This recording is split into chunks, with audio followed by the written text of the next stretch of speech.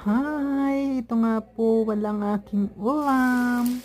Tortang dilis. Ayan. Kasi nakabili ako ng dilis. Itutorta ko na lang siya. Kayo po ba, anong ulam ninyo? Kasarap ng aking ulam. Tortang dilis.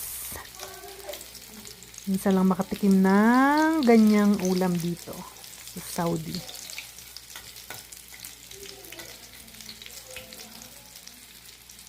Ayan.